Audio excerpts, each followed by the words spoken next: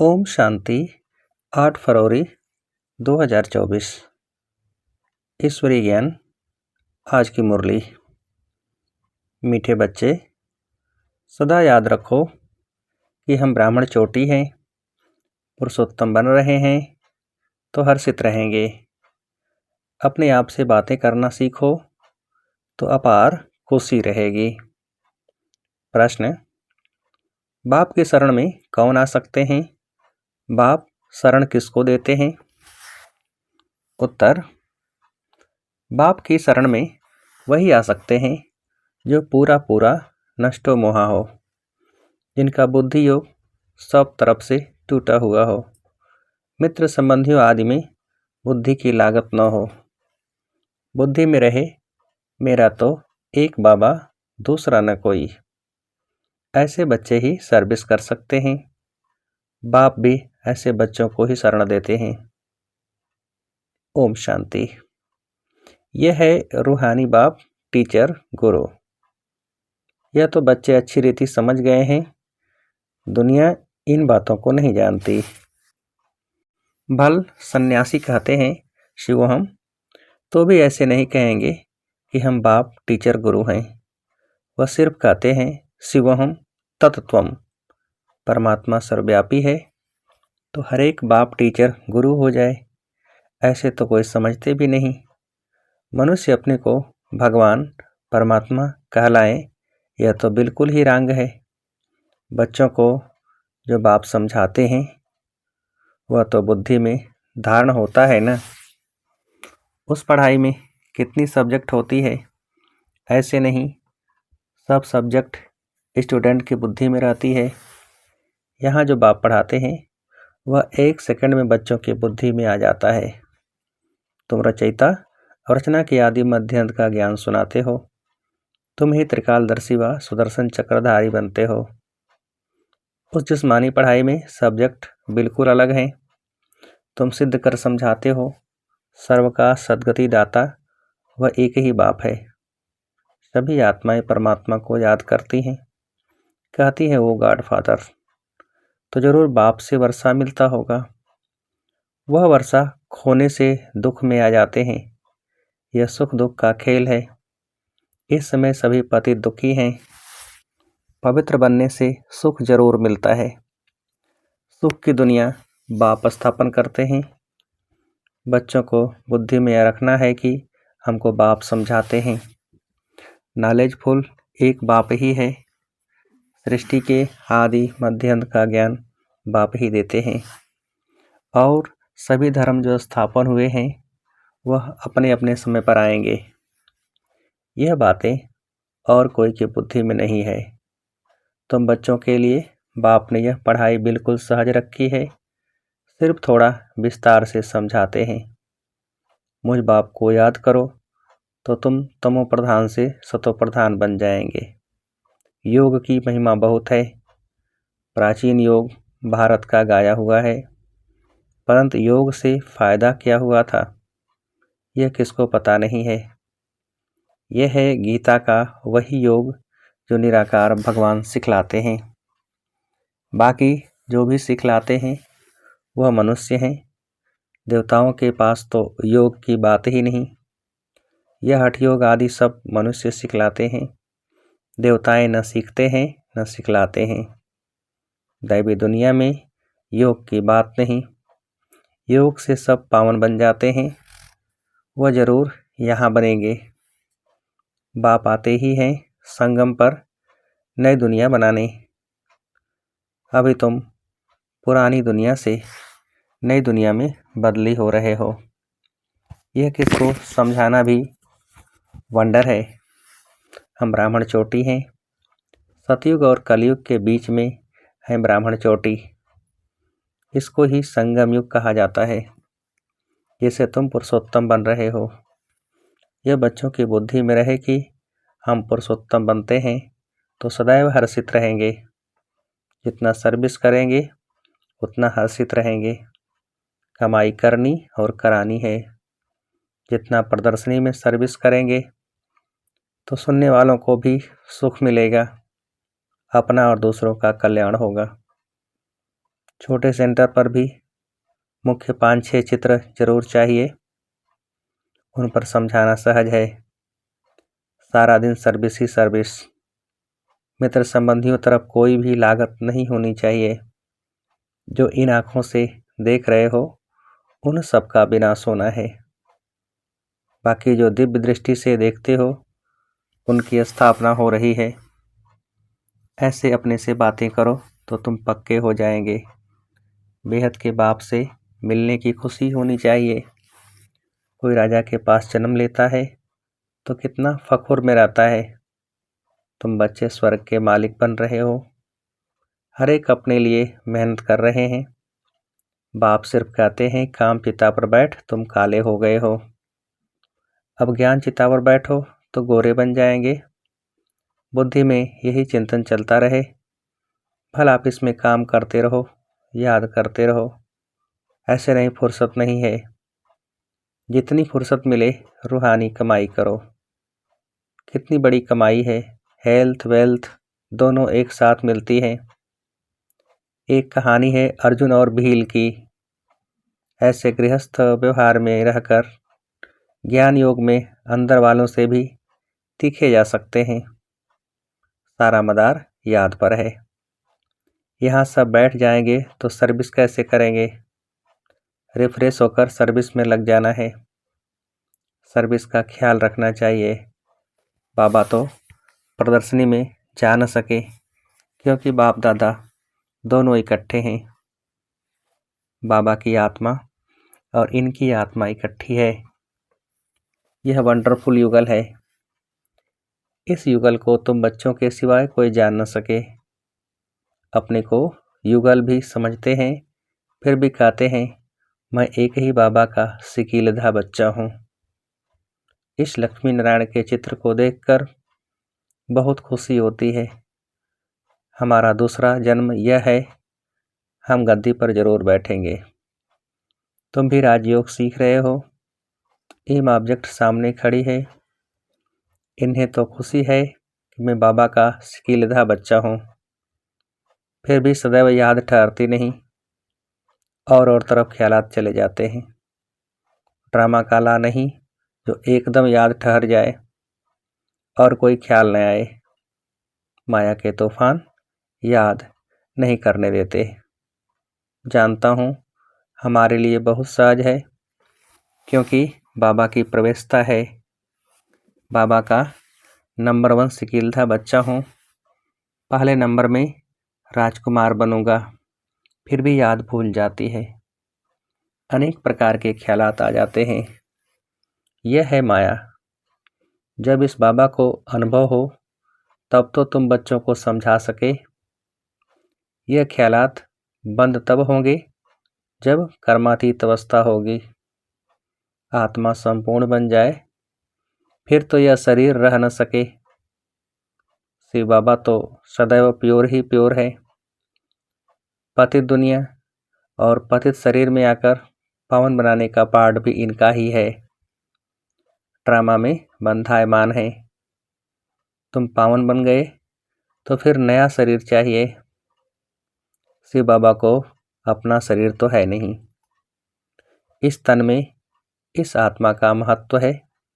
उनका रखा क्या है। वह तो मुरली चलाकर चले जाते हैं। वह फ्री हैं। कभी कहाँ चले जाएंगे। बच्चों को भी फील होता है कि यह शिव बाबा मुरली चला रहे हैं। तुम बच्चे समझते हो हम बाप को मदद करने के लिए इस कार्डलेस सर्विस पर खड़े हैं। बाप कहते हैं हम भी अपनी स्वीट होम छोड़ कर आए हैं। परम धाम अर्थात परे ते परे धाम है मूल वतन। बाकी खेल सारा सृष्टि पर चलता है। तुम जानते हो यह वंडरफुल खेल है। बाकी दुनिया एक है। वो लोग चांद पर जाने की कोशिश करते हैं। यह तो साइंस का बल है। साइलेंस के बल से हम जब साइंस पर जीत पाते हैं तब साइंस भी सुखदायी बन जाती है। यहाँ साइंस सुख भी देती है तो दुख भी देती है। वहाँ तो सुख ही सुख है, दुख का नाम नहीं। ऐसी बातें सारा दिन बुद्धि में रहनी चाहिए। बाबा को कितनी ख्यालात रहते हैं, बांधेलियाँ विष पर कितनी मारें खाती हैं, कोई तो मोहवश फिर फंस पड़ते हैं। निश्चय बुद्धि वाले झट कहेंगे हमको अमृत पीना है, इसमें नष्टो मोहा चाहिए। पुरानी दुनिया से दिल उठ जानी चाहिए। ऐसे ही सर्विसेबल दिल पर चढ़ सकते हैं, उनको शरणागत दे सकते हैं। कन्या पति की शरण में जाती है, विष बिगर नहीं रखते, फिर बाप को शरण लेना पड़ता है। परंतु एकदम नष्टो मोहा चाहिए। पतियों का पति मिला, अब उनसे हम बुद्धि योग की सगाई करते हैं। बस मेरा तो एक, दूसरा न कोई। जैसे कन्या की पति से प्रीत जुट जाती है, यह है आत्मा की प्रीत परमात्मा से। उनसे दुख मिलता है, इनसे सुख मिलता है। यह है संगम, इसको कोई जानता नहीं। तुमको कितनी खुशी होनी चाहिए। हमको खिवैया अथवा बागवान मिला है, जो हमको फूलों के बगीचे में ले जाते हैं। इस समय सभी मनुष्य कांटे मिसल बन पड़े हैं। सबसे बड़ा कांटा है काम का। पहले तुम निर्विकारी फूल थे, धीरे धीरे कला कम हो गई, अब तो बड़े कांटे हो गए हैं। बाबा को बबुलनाथ भी कहते हैं। तुम जानते हो असली नाम शिव है। बबुलनाथ नाम रखते हैं क्योंकि कांटों को फूल बनाते हैं। भक्ति मार्ग में बहुत नाम रखते हैं, वास्तव में नाम एक ही शिव है। रुद्र ज्ञान यज्ञ व शिव ज्ञान यज्ञ बात एक ही है।